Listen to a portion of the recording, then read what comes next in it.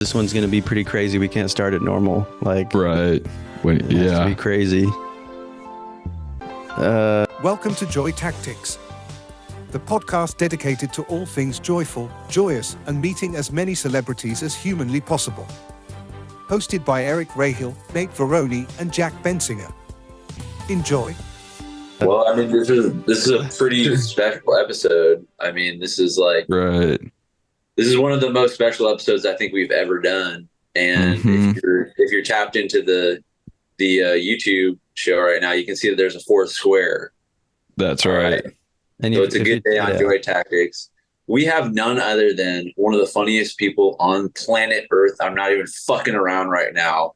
We got Carmen Christopher on the podcast. Carmen, thanks for coming on, hopping on. What's up, fellas? Thanks for having me. It's an honor to be here with three of the greatest comedians to ever do it. People are going to look back at this podcast and say, how the fuck did they get those four guys together? Well, we all met on the Bear. All of us were on. Oh, that's right. Yeah, this is sort of Bear alumni. Yeah. Carmen, Yo, I've been doing. Oh, go everybody ahead. that listens to this podcast is obsessed with the Bear. Really? Yeah, that's right. This is That's sort of incredible. like half Bear, half Joy Tactics fans. Do you guys? I told this story now on this other podcast like called The Daily Beast, and I was on the CBS Chicago News yesterday. I was promoting my special. Sorry to plug it so early, but I've been telling this secret, and I think I should. I don't know if anybody actually listens to those, so I kind of want to tell it here again. Is that weird if I tell a little behind the scenes Bear stuff? Say it now, dude. Please. If you guys want a little behind the scenes peek into the Bear, I was actually cast as the lead, Carmi. My name is Carmen. The character is a little bit like based on my life, whatever. So we went and we shot the pilot, and I was the lead, right? But I'm a method actor, and I actually have a lot of food allergies. So when I went and took a scoop of one of the sauces and ate it, I got this crazy allergic reaction, and my head blew up like Betty Boop. And basically like the guys couldn't keep their hands off me, and it became a huge distraction, and like all the women were like jealous that I was like looking real cute on set. So it became a distraction. So I stepped down, and I told Chris Storr, I says, hey, I've become a distraction. Why don't I play Chester, the pastry chef's roommate? So But they actually they shot for the 2 seasons of you with the big head and the polka dot. You had the polka dot dress. yeah, I had the polka dot. And like, I don't know, it was just like people were like salivating from the mouth, and they were just like trying to hit it. They were trying to hit it the whole time instead of like, doing it. This shit it's a twisted industry. You recommended Jeremy Allen White, right, for the part. You were like, he was a struggling actor, like a young actor. You were like, I was like, let me help you out. Like, I think this could be good. I was like, you're gonna be resistant to this, but if you trust me, if you pick him, this man will become the biggest star in the world. And he straight up did. Dude, it makes perfect sense, because I remember watching the first season. On the first 9 or 10 watches, I remember thinking like, damn, this is hella similar to Carmen's real ass life story memoir book. That it does working make my sense. way through, except for the part about, because in the Bear, the guy's brother commits suicide, but you murdered your brother. So I'm like, where did that?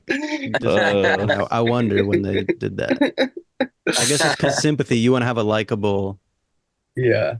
They were like, that's true. You know what is funny is that we did all audition for Chester. Whatever your part. We were like, told me this. Yeah. Yo, Nate told me this. That's crazy. It's because you guys were all getting crunk and loose, and probably in Costa Rica. They probably got 7 auditions that were very similar. They were like, "Whoa!" We should tell this story. I don't think we've said this before. Like, we were all in Costa Rica. Jack was not, but we all got the audition for this part for Carmen's role, Chester, and it was like 3 guys. Like me, you, and Danny Catlow, and we were all like, at different times we got the audition. It was like, I think like I forget. I think maybe I was first, and then I was like, "Oh shit, I got this audition for the bear." And then it was like Eric got it, and then Dan, and then throughout the trip, we were all just like Like auditioning learning for the this part, lines. like So going over embarrassing. our lines for it, and like retaping them. It was like it was kind of quite hilarious. I feel like I can remember the lines almost. It's like, my man, my Yeah. man. Or I remember like, I went so hard on that first line. I was like, my man, Carmi, what's up, man?" Like, Well, I feel like a lot so of people, they hear what's funny is they hear the word comedy, auditioning for this comedy show, and they think like, oh shit, it's gonna be like the Angry Beavers live action. mhm. But if you're really sophisticated, you know that comedy is another word for human. Okay? right. If you're in Oh, an actor's Right. studio. Speak on it. yo. Well, yeah. Well, I think like, yeah, that's interesting. That's interesting. That was it's like, well, it is like a thing where I forgot who I was listening to. I was listening to some funny actor or somebody that would basically just like treat a comedy like a drama when you're auditioning or you're acting or something. They just want to, I don't know, like I think it's something about like who, like John C. Riley is fucking like goat, right? Like he's a really like funny, but he's like a really good actor. I feel like I Yeah. wonder if he is ever like thinks he's funny or if he's just like, I'm just gonna act. Do you know what I mean? Like I wonder He's what his he deal seems is. so serious in interviews. He's very serious about the craft. And I don't think he's ever played for a laugh, is what No, I'm not it's sensing certainly from not in him. Step Brothers when he's eating all those No. chicken nuggets at the table. Yo, Hilarious. he said he did you not to talk about another podcast, but I listened to his WTF podcast years ago, and the coolest thing he said was he was driving around with Sean Penn, and Hmm. Sean Penn he was like being like, I don't know whether I should do this role or not. I've got to talk to my agent about it, and Sean Penn was like, don't ask your agent for advice, ask your friends for advice. I was like, Wow. Bro. And Wow. that's weirdly how we sort of do things naturally, all four of us. Well, our agents yeah, ask us for advice all the time Yeah, right. on each yeah, other. Like, yo, how do I yeah. represent Eric the right way? Like, I'm nervous to send him these sides. I feel like he's gonna drop me It's so funny. Do you guys like audition for a bunch of shit? constantly, Pretty man. much It's so constantly exhausting. every day. Basically Yeah, Like it's nonstop. really. basically most of my life is auditioning. Damn, that's tight. But yeah, Life is just an Nah, not really. audition. lifestyle. Life is an audition, and That's right. For heaven. that's what's up. You're always selling yourself. I just set up the. Well, and then we are back. We just transitioned into the topic of the podcast. Thank you, Carmen. Wow. We're going to be Holy talking shit. about sales. Okay. People have been begging. We have most of our audience is inside sales reps that are making just the base salary, and they're kind of 40K. hitting their monthly quota. They're making like 32K a year, and they have options to make more with their, sales, but they're just so bad at their jobs because they're listening to Joy Tactics all fucking day, and they're just cracking up their desk. Right. So I think that we could talk about just sort of because Carmen, you have a lot of experience in sales, right? I worked in sales for 8 years. And Until you're I doing moved to New cold York. or B2B? Was it B2B sales? It's business. Yeah, it was business to business. But I mean, essentially, like they would tell us, the company I worked at would tell us it wasn't a cold call, it was a warm call because we were a Fortune 500 company. We were the largest. I worked at a logistics company. We were the largest logistics company in the country.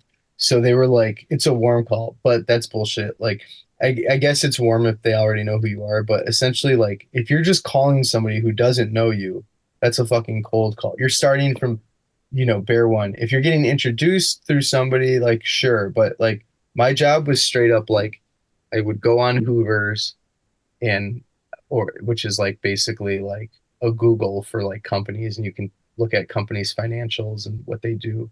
Or I would go in grocery stores, or I would see products and I would call these companies and I would say, hey, I see that you ship, I see that you have this product. We are a shipping company. We can move your freight from whether it be Florida or wherever to, Texas, and I could do it for, $800 or something.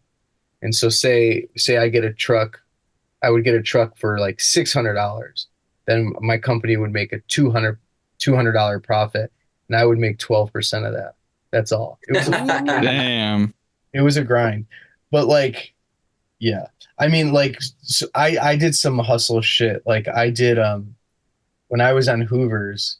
After a while, I was like, I want to just call the richest companies. So I like filtered it by I filtered it by, richest to poorest. And so I was only calling $1 billion oil companies for a while. And were you getting fucked up at this point in your life? Were you getting faded every single night? No. I was getting faded every Friday and Saturday, no doubt, probably meeting up on Sunday. I mean, I'm sure there was like Thursdays and where I went out and stuff, but like I wasn't partying the way I was partying in college. I think in college I was drinking like 5 days a week. And in after college, I was definitely still like getting so fucked up on the weekends where it was like embarrassing. And wait, I'm smelling natural gas in my house right now, so I'm gonna just go check to see if it's on. Keep the conversation going, but I feel like there's a gas leak, so I'll be right ass back. You guys keep it going. Open your windows, bro. Yeah. I will. One sec. This is usually how it goes. Usually within about the first 10 minutes or so, Eric likes to get up. It's a good excuse, that one, but it's kind of finds a his reason to get trademark. up. That just straight up killed the momentum. Now we have to talk about how he left. I know. Well, you know what we should do real quick is, I know you mentioned this, Carmen, but you have a stand-up special that just came out on Veeps. It's an app that is owned by, I learned this from your special premiere, that it's owned by the Good Charlotte guys. Oh, shit. So they started the app and then they sold, so they still own it, but they sold a part of it to Live Nation. Mm-hmm. So it's like, so they got, so let's just say that I think they have money, but I don't know. I'm not really. But you said you found out about it through like watching the credits. Like you didn't even know that they were. I didn't know. You saw the credits and saw like what do they call, like Billy something? Oh my God, they're the Maddens, like Joel Madden. Yeah. But so I mean, the honest answer is, about a week ago or so, I was talking to the guy at Veeps who bought the special, and he was like telling me how they were owned by Good Charlotte, or the guy, or somebody told me, and I was like, wait, what? That's crazy. But the funny thing was, I'd never met these guys, and somebody was watching the credits and they were like, yo, Benji Madden and like Joel Madden are executive producers. How do you know those guys? I was like, what? I didn't know that their names were in the credits. So essentially I roll with Good Charlotte now. Those are that's my squad. That's a powerful combo that the world has been kind of waiting on and afraid of, is when the fuck is Good Charlotte and Live Nation going to link? Because when they do, Apple's got to watch their back. Red Bull's got to watch their back, because it's just a matter of time, really, before Veeps is a streaming thing now, but it's going to be a probiotic, antibiotic. You're saying Benji and Joel Madden? Yeah, they're EPs on my special, and I've never met them. I've never met them in my life, but they own the company, so they went ahead and tossed the name on it. And respect, man. Thank you guys for having me. You know that means you got a link to Cameron Diaz then. You know that, right? Is one of them married to Benji's wife? Yeah. Cameron Diaz, really? Miss Diaz is kind of profiting off your special. Oh, essentially. Yeah. You guys remember seeing Cameron Diaz for the first time in The Mask when you were like a kid, and you were like, "Who the fuck is that?" Of course. Yep. And I remember her in The Holiday. Oh, remember that? No. I don't. We don't. Oh, all right. The Mask over here. Remember? But anyways, the special's fucking so fucking good. Everyone, I mean, it's literally a must watch. It's popping. Best stand-up specials. Maybe I would say the best stand-up special of the year, 2024, instantly. Certainly. So go watch it right now. Tim Robinson and Zach Cannon are producing it. And you know, if they got their name on it, it's going to be fucking incredible. So everyone go check that shit out. It's funny as fuck. Incredible. Me and a bunch of friends just watched it on the floor, eating a bunch of Nando's peri peri, and it was like You had Nando's peri peri in Baltimore? we had Nando's peri peri in Baltimore. They let us have it. Yeah, Nando's is even more crazier in the UK. You know that, right? They love that type of chicken over there. They have like a mild, medium, hot, and then like super hot. Yeah. That super hot's about as spicy as a fucking pickle, bitch. It's not spicy. That's that British palate. They can't stand that shit. Have you had Nando's peri peri, Carmen? No. Is Nando's chicken? Yeah. Wait, where the fuck is Nando's is on the East Coast? Yeah, I think it's more on the East Coast. I don't know if it's West Coast. I've heard of it a bunch, but no, I never fucked with Nando's. My bad. We're all going. No, it's all good. You got a yellow ass water bottle. Okay, so no natural gas. Everything's off. All the fucking burners are off. Bro, you got a cat? Yeah, of course, Muffy. I'm allergic. Yep. You're jealous too? You guys both got cats. Yeah. Jack, you don't have a cat, do you? I do have a cat. Whoa, the whole Joy Tactics squad has cats. Cat it out. And they have 3 totally different personalities. That's what's cool. They do all have different personalities. They kind of I gotta admit, yeah. I got these like cats that come in my backyard and they just kick it on I have like a little chair, like with a little cushion, and they'll just sit there and they're fucking cute as hell. And it made me like cats, but I can't touch it. It sucks because I'm allergic. But what about dogs? I love dogs. I really want to. You know what? I'm a little basic though, bro, and I want a Frenchie, but I don't think I'll get one because you want to French a dog. Bro, no, chill, Nate. Bruh. Little Frenchie, French bulldog, bro, Nate. You want to French a dog? Yo. Dude, you're get me in trouble, dog. Yeah, no, like a little Frenchie bulldog. Those things are cute as hell. Do you guys like those? Sometimes. Yeah, those are good. There was a moment in my life Aren't they like when I was like, all I wanted to do was like be on a Herald team at IO, have a girlfriend, live in a condo, like work at Groupon, and have a Frenchie. Can you imagine that? And I was like, if I could just do that, like I'll be good. I'll be happy. That's so funny. But they breathe. I feel like they're like, well, actually, I kind of want to talk about that. That's funny. The idea of being like, there were so many people that were like, I just want to go do my job and be on a Herald once a week. And then like, you know, obviously a theater shuts down or your team gets cut. And then it's like, well, then what? Are you just like pissed at your girlfriend for the rest of your life because you can't like play pretend in front of people? No, that's when you move to Columbus and start your own theater and start profiting off the college students there that want to get the real Chicago knowledge. Yeah. That's how you do it. And if you don't know, Carmen came up in Chicago with us. And Carmen, you were kind of one of the first people that I would say like you were kind of like a generation like above me. And I think you were one of the first people that like sort of like took me under your wing. It was like, this guy's like funny because you were like in with all the like cool people and the really funny people in like the alt scene. And Nate, had to grab Nate from the young and say, he's with us.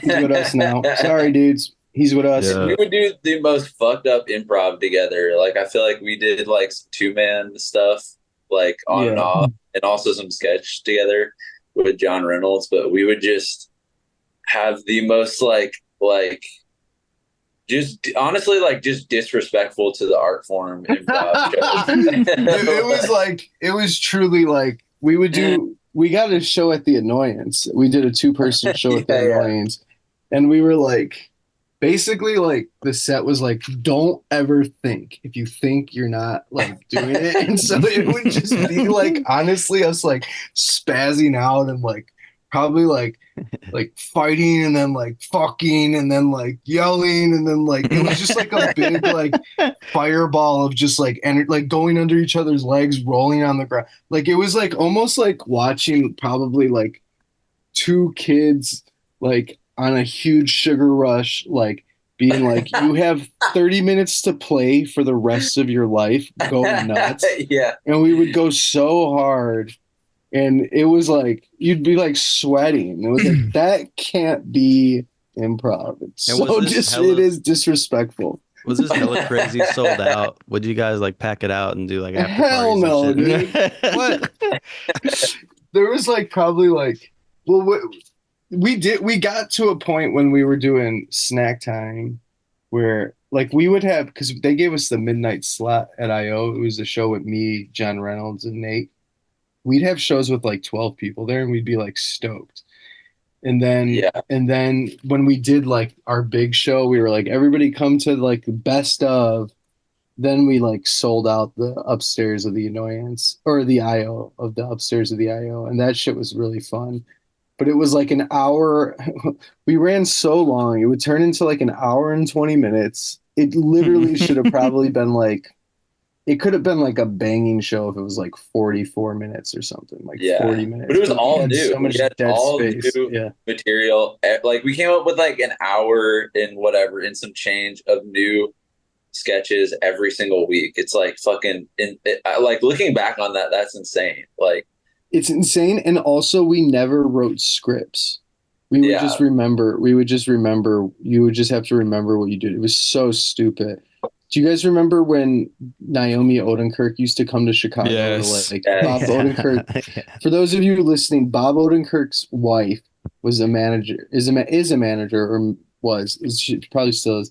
And every so often she'd come to Chicago. Chicago had no heat. Nobody gave a fuck. There's no like celebrities coming through, or like no one has agents or managers. So she would come and everybody would tweet the fuck out. They'd be like, Naomi's coming to the show. Naomi's coming. And so she came to the show I hosted called Thunderdome once. And then we knew she was going to be there. So we did some like shit that just actually like worked, some sketches that work. And afterwards she came up to me and she like complimented us. She was like, that was so good. And she was like, that was great. She's like, and then she asked me something about like, how do you guys write? Like, what's your writing, whatever? And I'm like, we don't write our stuff. We don't have scripts. And she was like, I thought she was going to think that was cool. And she was basically like, well, you should write. You guys are like, how are you going to get a job if it's not like written? We're like, no, we don't do that. We don't write. how ill prepared I feel like it makes you, Chicago makes you so good at comedy, but in like the like business Hollywood sense, negative, it makes you worse at that. I remember there was like a Comedy Central exec that like came to a show or something, and he was like, so do you have like a pilot? Do you have like a script you've written? And I was just like, no. And he was like so like condescending and was just like, dude, like, what are you doing? Like, you need like to write a script. And it seems so obvious now, but like we're just so like, I don't know, like tunnel visioned about like just live performance. I think if you come up in Chicago doing comedy, you will get really good at comedy if you like actually do the stuff that like we all did, like the grind. But it will also set your career back by 5 years. Right. It'll set you back by 5 years for sure. You'll be not doing well for your age, but you'll have a lot of respect. Yeah. Right. People will be like, he's good, but we feel bad for him. Yeah, wow, so talented, so cool, such fans, such a huge fan, by the way. Really good. Those showcases were people would freak out at those showcases, whether it was SNL or sometimes there was like agent showcases, and people would be like hyperventilating backstage. It always felt like waiting for Guffman. Like there was a Naomi Odenkirk showcase one time at a theater, and I won't mention names, but the person who was organizing it accidentally got the date wrong. So there was this, so Naomi wasn't even there. like didn't come through, and people were like hyperventilating, and then starting to do the show, and it was and like a lot of us had the flu on that night. Oh yeah, everybody was like sick as a dog, crazy sick, like stomach flu, but wanted to do it anyways, just to get in front of it. That's also another example of like fucking dumb Chicago. Like whoever's organizing it gets the date wrong. Like fucks all these like 12 people's dreams up of like trying to get a rep and move to like a different city and get a job. So funny. Also, I remember it's like I got those show. Oh, go. Those show. I'm just gonna say those showcases. I know they for a fact. Like when Naomi came, they ended friendships.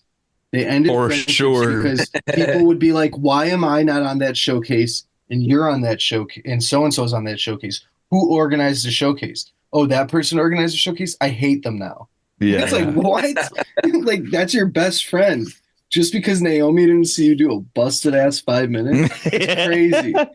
People are dogs, and because you get desperate, because it's like, how do I get out of Chicago? Yeah, everybody's like so desperate to get out of Chicago that like any sort of like kind of like UFO that can suck you up is just it's like the claw, the claw, dude. But the thing is, she would like they would. Do you guys like? I don't know one person that got rep from these people. No, like, never. One person. I know one person. Well, I know something. I remember after one of the, I think it was a Naomi showcase. Some other agent, or maybe what the fuck was it? Some other agent was there, and he didn't rep me, but he sent me on one audition. Like the second I moved to New York, he was like, "Yo, like I want to send you to this thing," and it was when like pre-COVID, you still go into the fucking place, whatever. And I remember like the sides went okay. They had me do it again, blah, blah, blah. And then they were like, let's do one more and just have you like improvise. And I can't remember exactly what I did, but I remember walking out and being like, oh my God, they asked me to do improv and I like fully did a bit from like Anchorman or something. Like,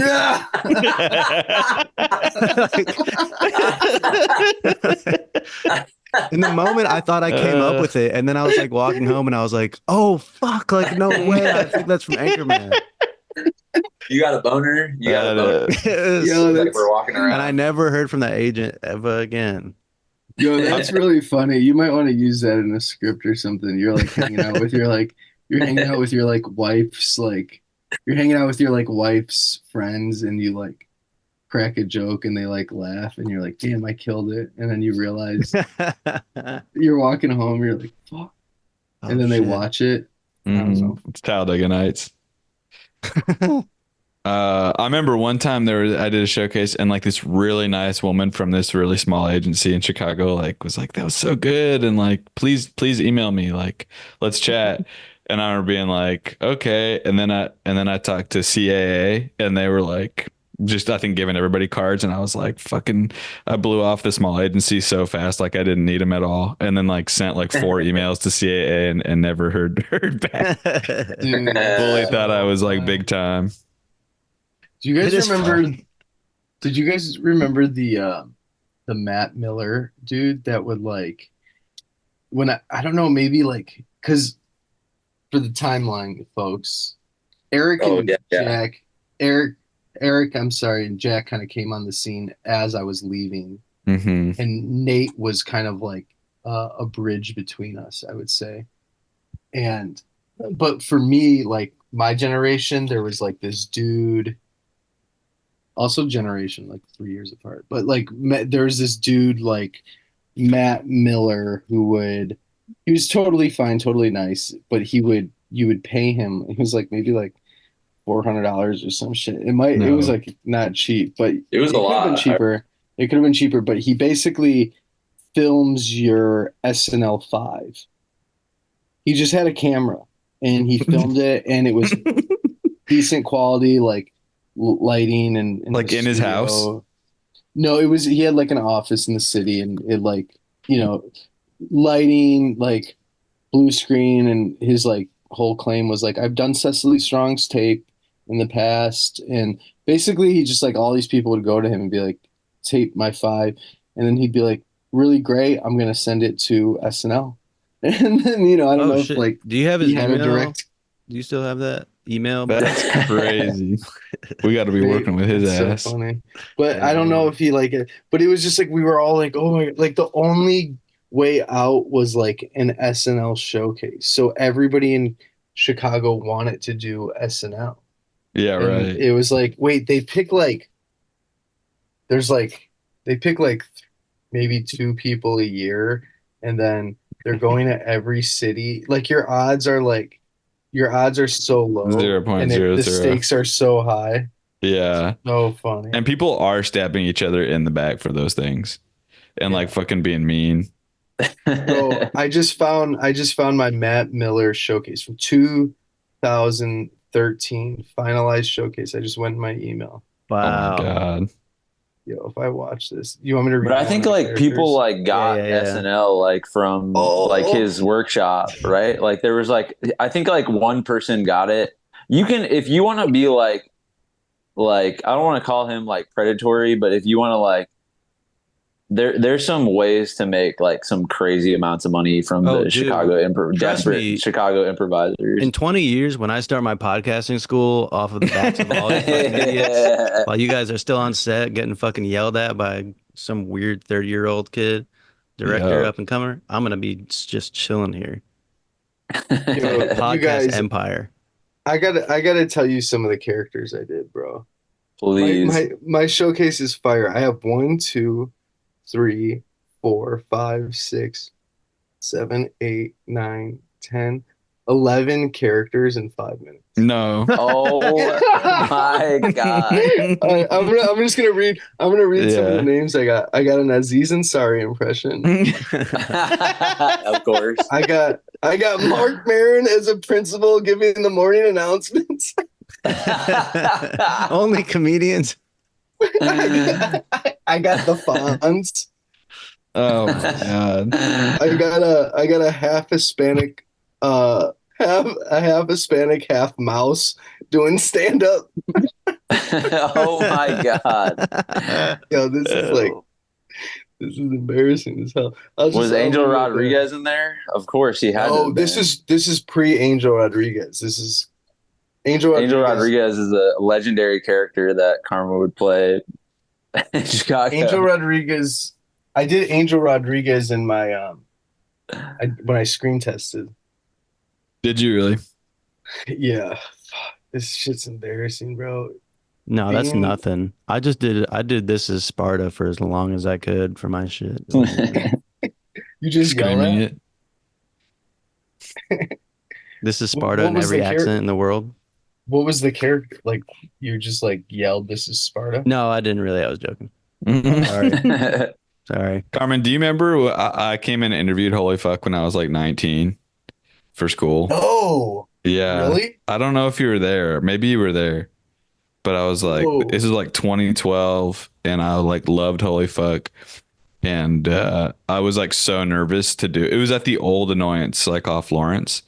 And it was like Gary was there, Joe, John, like I forget who else was there. But I got fucked. I was so nervous that I got like nearly blackout drunk and like interviewed all of Holy Fuck. That's so funny. Yeah, I don't think I would after the show. Dude, that's so. I don't think I was journalist. That's a good idea. Well, it is so like funny.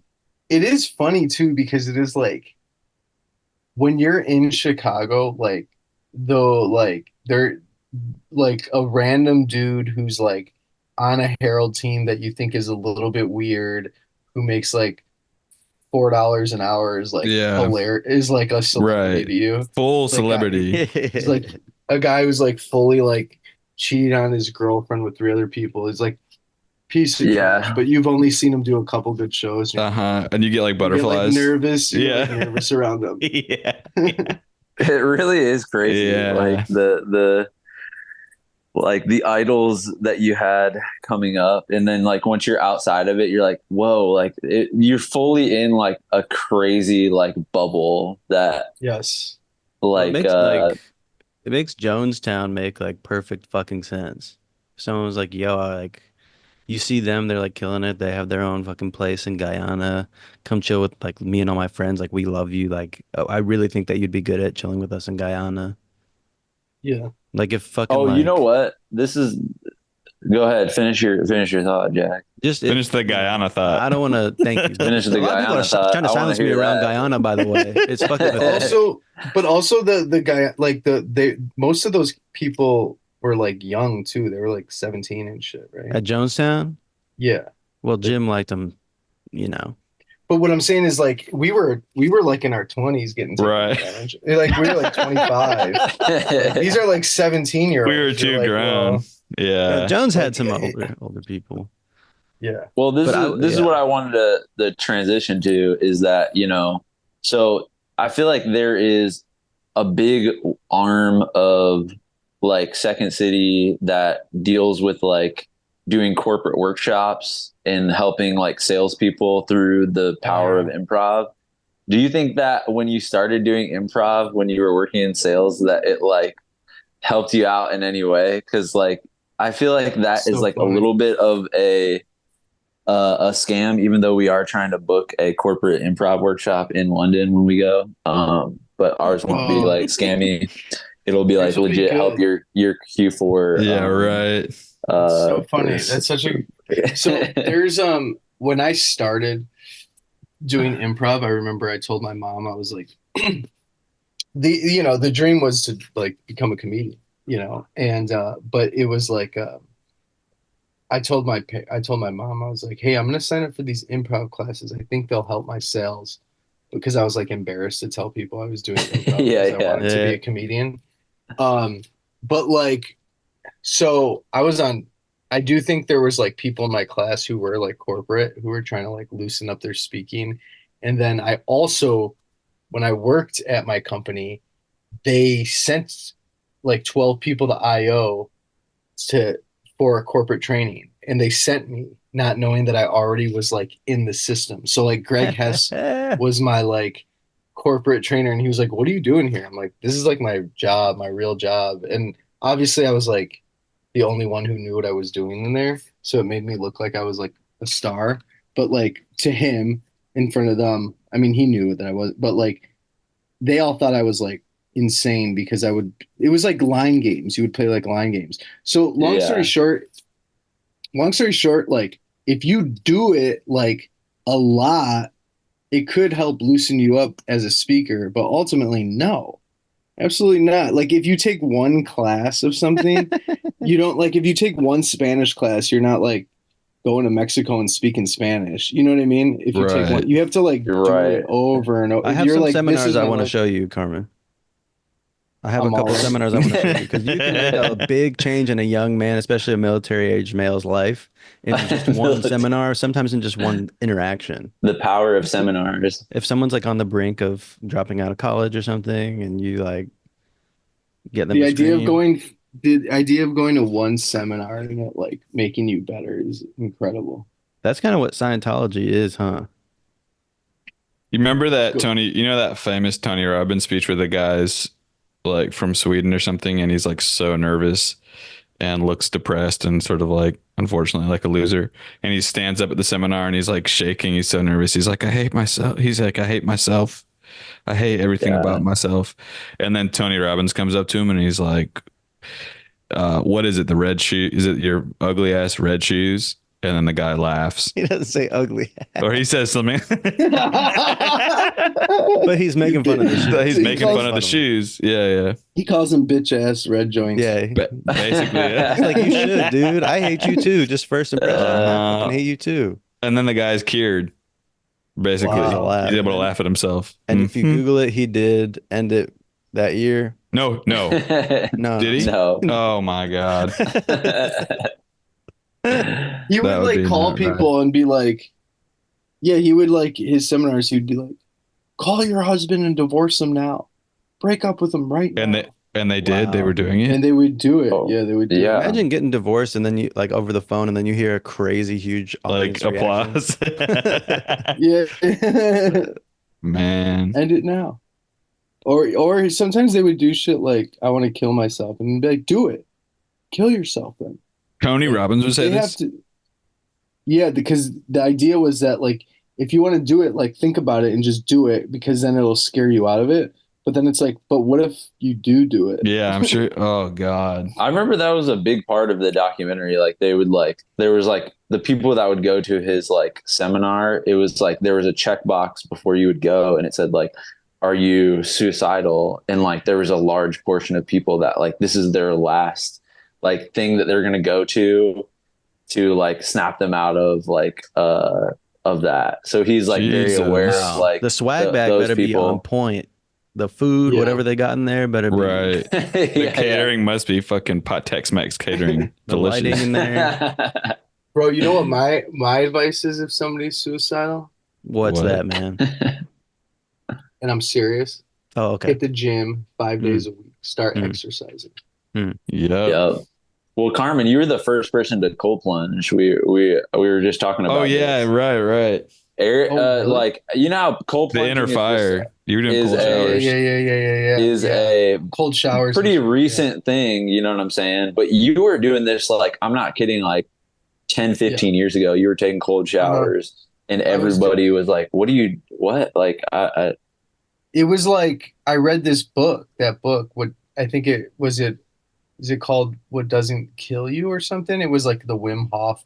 It was Oh, like yeah. followed Wim Hof's training, and it was like so interesting because it was all based on like fact and some science. And basically this dude climbed fucking Mount Everest with no shoes on and no shirt, and they were like, what, this is crazy. And then he trained a bunch of people to do it, but the idea is that your DNA is so closely related to a Neanderthal that like we have just become comfortable, but we could withstand like insane like temperatures, like whether it be cold Yeah. or hot, but we just have become so comfortable there's no reason to.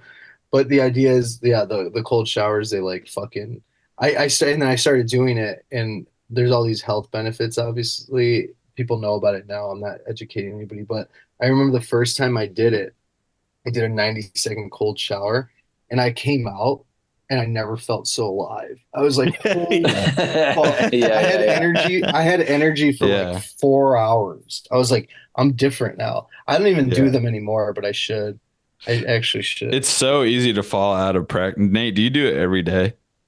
No, my shower doesn't get that cold. Like I'm so I want to get a cold plunge so badly, but I I don't do have too. like the space. You think I should for put it. one in my backyard? You think I Yes, should you do guys it? both have like back areas. Get a fucking goddamn cold plunge But and let that me sh- fucking come over every morning at 6:30 a.m. at 4 a.m. and cold plunge and wake your They ass up. really are dope. They are good.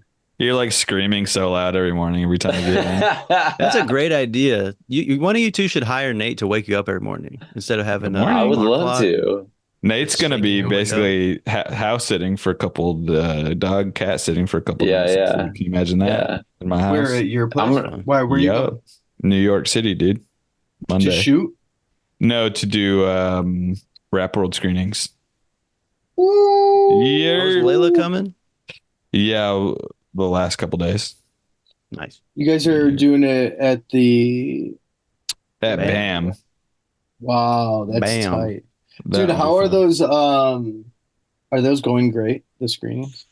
Yeah, Yeah. the music box, dude. Oh, speaking of Chicago, the music box ones were so fun.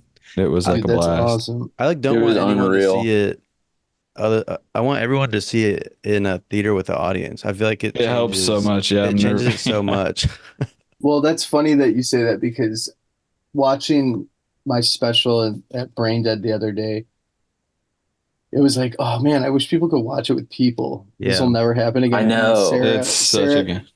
Sarah sent me a picture of Jack and the squad watching it on a laptop on the ground, and I was like, "Fuck!" There's a TV, like put it on the TV. Watch it on the TV. It's like The so TV much wasn't better. working. No, dude, you So were crushing in the hotel room last night, big time. Getting huge. that's sweet. That's just That's it's sweet. fucking funny as fuck. Thanks, man. I feel like it's like you have to watch comedy with at least two other Three. Yeah, Yeah. yeah. three people. Agreed. Yeah. Watch a comedy with three people because like it's so easy to just zone out by yourself. Get on your phone. Yeah. Yeah. Watch it with Communal three guys. experience. How often gonna are you watch checking your phone when you watch TV, Carmen? Are you on that thing? Yeah, probably. I don't know. The issue is that what I do now is but I'll never miss anything because I'll rewind or I'll pause. Like I'll Nice. go back. But what I've been doing now is I stretch a lot when I watch TV. Oh, So my phone is out, but it's just like a timer out. So I'm not like looking at it, which is nice. wait, what are you I'd be timing? watching how long I'm holding like a stretch or something. Holy shit, Mm-mm-mm-mm. you're stretching for that long? Yeah, I'll stretch for like a half hour or something. So Damn. how long you put? So you'll do like one move for. I read something that like says that you actually don't get flexible unless you hold a stretch for, and don't do this back home because I don't want people fucking up their bodies, but I heard that like you actually don't get more flexible unless you hold it for like 60 seconds. No way. I believe it. Yeah, like so I do normally like 30-second holds, but that is just keeping it like loose and You're shit. just But bending like to over so get you can, and you're just bending over so you can try and hit a self suck. I'm trying to hit that self suck and that I'm trying to eat that own ass. You'll get there. You'll get there Yeah. very soon, man. We believe in you, Jake- brother. JK, let's edit that out. No, I don't care. Um, but yeah, bro. Well, back to sales. Carmen, how do you No one's handle gonna clip this part, bro. no one's gonna clip anything. There's Oh, how do you handle so one of the big things in sales is objections, right? Okay. Rejections? What'd you say? No, objections. Is that a Oh. word? Objections. I know it in Objections, court. is that a word? I know it in court. I know it in court. Sorry, but not outside of court.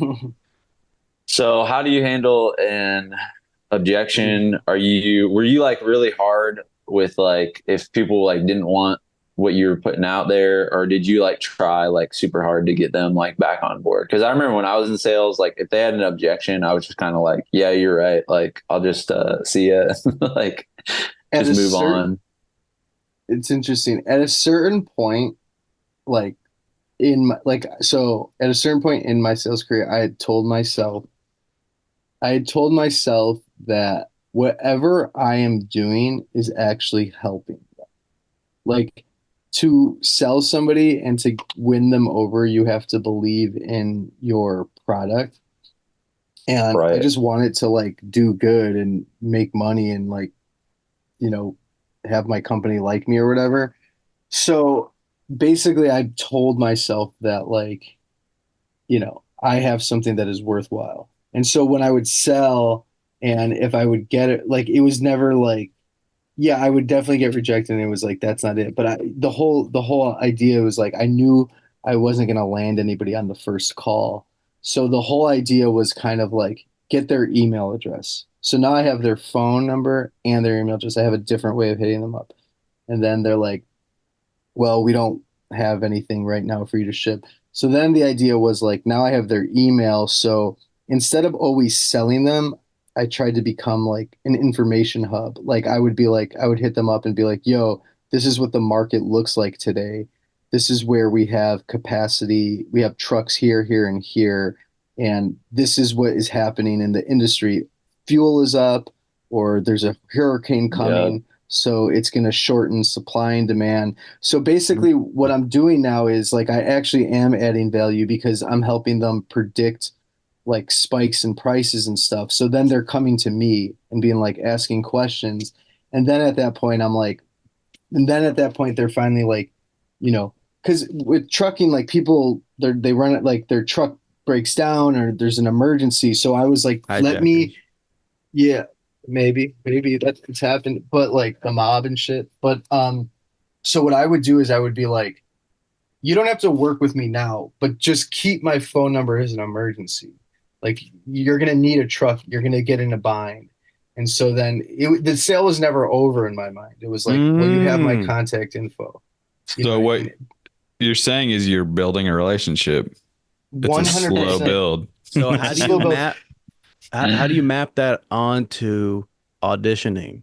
Oh my God, that's so right. I Because can't. you get the castings. The part's not for me, but trust they are me. so linked. It's crazy, dude. Trust me. Keep my number. I know you don't want me for this project, but Can I say this really funny. quick? In auditioning, you are the product. Can I just say it like that? You are actually selling yourself, dude. Yeah. 100%. 100%. how so?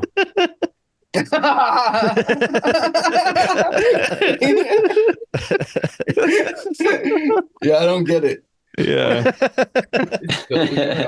That sounds like bullshit. Yeah. But I here that's it. But the thing about it is too is like, so you'll be like auditioning, and I'll be like, damn, I think I did good on this. Damn, I think I did good on this. Damn, I think I did good on this.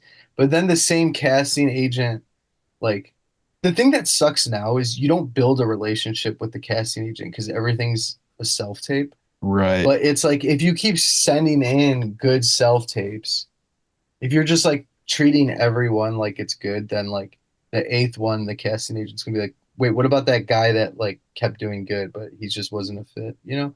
Then they hit you up. But I don't know. That hasn't happened to me yet. So, it will, dude. It will. Yep. Oh, very soon, man. I got a feeling. I got a feeling about the Lion King 3 or something, probably. Oh shit. The only live action person in it. Damn. That'll be tight. But it is funny. I kind of get jacked talking about sales because I do think I was really good at it. But I think people's conception of like what a good salesman is they think it's like the sleazy, fast talking guy who like is down your throat. But there are good salespeople, but a good salesperson is somebody who's trying to build a relationship. It's not somebody who's trying to, it's somebody who looks at it as a partnership, not somebody who looks at it as like, I'm going to win one over on you. It's like you're both coming away and you both feel happy about the transaction. That's a good salesman. Right. Do you think that we could, I've always had this idea that we're going to, so we have like, you know, a Patreon and people like cancel their subscription, you know, not a lot of people, but there are people out there that do it. And we have all their emails. We can go into an Excel spreadsheet and filter out all the people who have canceled. Do you think we should have a sort of like inside sales team that is just constantly like calling these people, trying to get them back on board? Begging, crying. Them. And would you be that guy? I think we could get. That's so funny. I think we could get all them back if we were calling them up and hounding them and how to build in pipelines. You know what I'm saying? Saving them. Because I feel like I could save them at $5 a month by canceling, you know, like a Hulu subscription or something like that. That's a great point. For sure. I think you guys should do that. I think you should take like a nice like family photo together at like JCPenney's or some shit, put it in the email and like be like, why'd you leave? And like give them a couple options, like too expensive, not interested, driver too far away, like give them like 3 options, like, why they like left. And then like if they click on it, then that means they're like engaging. And then you get in there and be like, actually, what if we gave you like, you know, because I get like calls from I was a guest at Equinox once and they just keep hitting me up and I'm like, they like have your info. They won't stop. Like, what's the difference? Why can't you guys do that? Right. There's no difference. It's that we're being lazy, I think, is the only difference. Yep. And those people fucking care about their jobs. It's the Chicago curse. Bad at business. Yes. God damn. Bad at business, but also like embarrassed to like post too much. Yeah. I know. Integrity. You mean we have integrity? That's what's up. I mean, it's just so unnatural to like be like every day, like, hey, look at me. And like, I'm about to be annoying for a month because I got to get people to watch the special. Or Vice is going to put my fucking Vice. Or Veeps is going to put my balls in a Vice. Veeps is going to put my balls in a Vice. Right. Let's bring Vice back. Yeah. Vice is back. Vice never left. What are you talking about? I love you. Vice. Never what though, Carmen? Oh, but I don't know. No, I was just gonna say I'm already like stressed. I'm like I have to keep posting, and people are gonna be like, "Chill out, dude." But nobody fucking cares. No one gives it. It's all everybody good. Gets it. Everybody. Also, the clips are actually funny. Respectfully. Thanks, bro. respectfully. Damn. I have no concept of how long this. I know. I don't know where we're at. Should we say what gave us joy? Should we interrogate Carmen on what gave him joy this week? Yeah. So I mean, every week we all say something that gave us joy this week, and it's the most wholesome part of the. That's why people listen show. to this. Yeah, it's, people skip to the end and they just like are like, what fucking gave you joy? Wow. No, there's like, we look at the analytics and it's like clear that like at this point we're like, what gave you joy? It's like a steep drop off of like people like just stop listening. They do stop listening. Wait, I want to say though, for us three at least, we all saw Carmen's special that all gave us immense joy. But I think we got to say our own real different ones. You know what I'm saying? So we'll get it out of the way. Carmen's special gave me at least intense joy. The screening was so fun too in LA at Brain Dead. So go watch that shit now. Incredible. And I'll kick off the real one. Ready? Okay. Oh, you know what gave me joy, you guys? What? I'll tell you. I was on the it's turbulence because I was on the airplane. Really? It's There was no turbulence flying from Portland to Washington, D.C. Two beautiful airports, by the way. And there was no turbulence the whole time. I get up to go pee. And I swear only when the pee was coming out of that thing I got down there. That snake. Well, that long snake. I'm not going to say what it is, but yeah, there's something. But right when the pee was coming out, only when the pee was coming out, that shit was like motherfucker.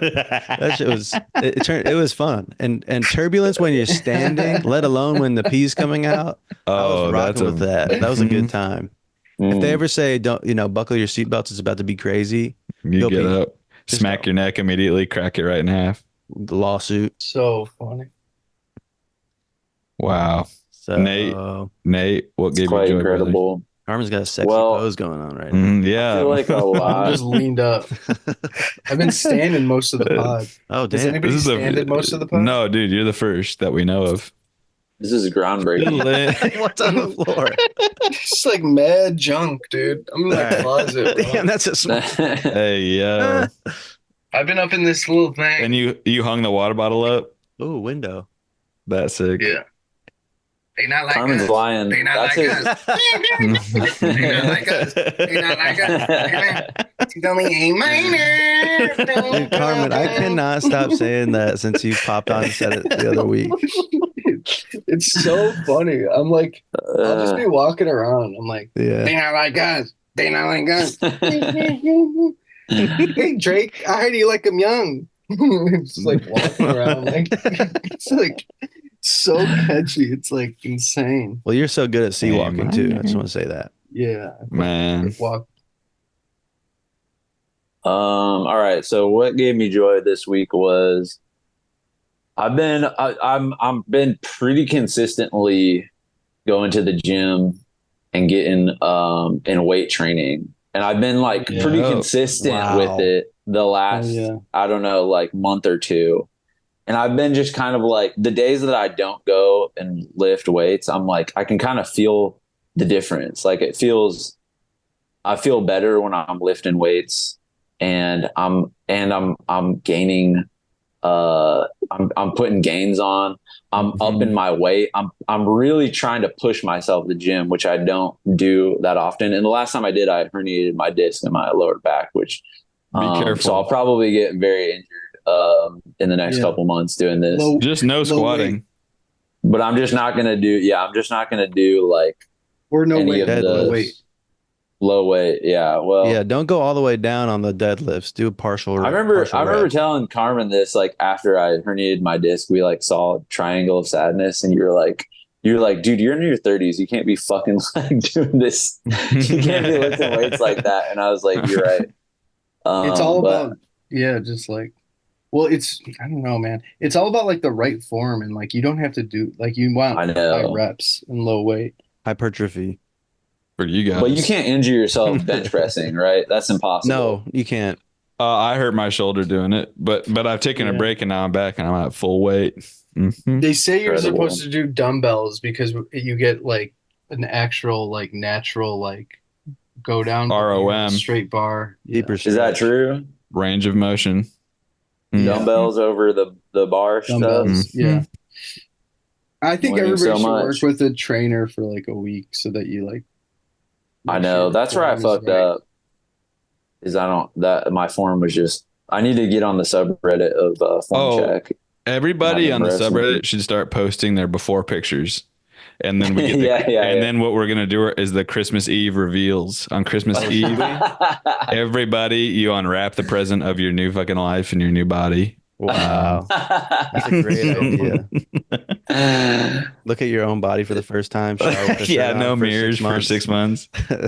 The Christmas Eve body. That is fuck the summer body, dude. It's the Christmas Eve. Fireside body. I'm trying to look cut around my family, bro.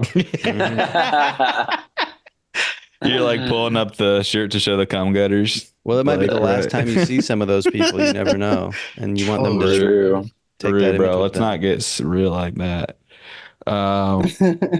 Here's what gave me joy. We got Danny's Grill. Have you guys used Danny's Grill before? Huh? It's kind of like I appreciate it so much, but I'm a little nervous that I'm getting like some type of poisoning from it because it's old and like the metal's like rusting out on the bottom. So I think maybe I won't use it. Maybe we won't use it again. But last night we did do a charcoal grill, had some hot dogs, watermelon. Wow. A little music outside, chilling. Like Tell me you put little the music on it, bro. Little music, of course. With the little music, what were you listening to? I was listening to some kind of house music, bumping house music. By yourself, eating by myself. Training push-ups. Joey Chestnut. Doing triangle push-ups. Adding like a little music to a dinner is like a little music sets it off, bro. Yeah, it does. Yeah, and I had Liquid Death, by the way, not even a drip of beer. Wow. What the hell? Mm-hmm. Bro, you spend money on Liquid Death? Yes, dude. Oh, you don't this have is my thing. Yet? Listen, I'm unabashed about it. I don't like the design, but I like the ice cold still can of water. And I love the name. So funny. It's insane. I feel like I've never bought one of those. I feel like those things are just free and they're just laying around, and that's why I've had them. They're just like in they're like in green rooms. Free. Yeah. Rider. Yeah, no, I'm gonna get you a pack, dude, and you're gonna love it. Dude, Carmen, what brought me joy? Yeah, what brought you joy? I mean, honestly, like my friends come into the screenings, and like I feel like my life has been swamped in this like fucking special for the last like 3 months, just trying to get it done. So like people actually like friends liking it, I think got me joy. And I don't know. Should I do something that's like not work? No, that's fine. There's no rules. That's an amazing one. You should do the special, frankly. Yeah, I think like genuinely like it's like I said this at the screening, but I feel like especially in LA, it's so hard to get people to do anything. And like I know that a bunch of people had seen my show live, but then to be like, oh, I'll watch the screening too. I think that's cool. I have like friends who had to get sitters and stuff. I was like, oh, it makes me like feel bad, but then it's like, as long as they like it, it's like worth it, I guess. It would suck if it sucked and people were mad. Nobody was pissed. Yeah, but that makes me happy. I think for sure.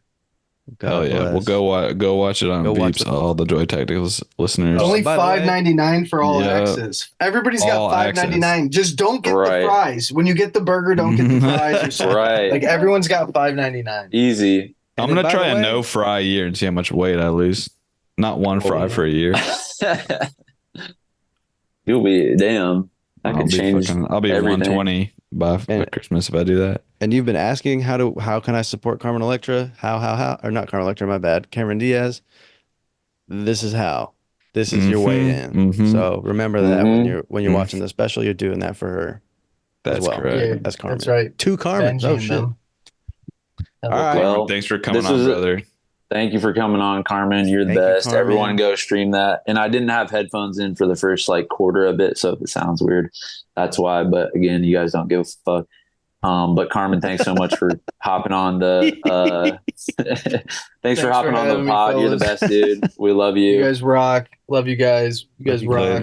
Later, Carmen. See you guys in Hollywood. Peace out. Later, guys. Well, That concludes another incredible fucking episode of Joy Tactics. Head over to patreon.com/joytactics to unlock exclusive weekly bonus episodes.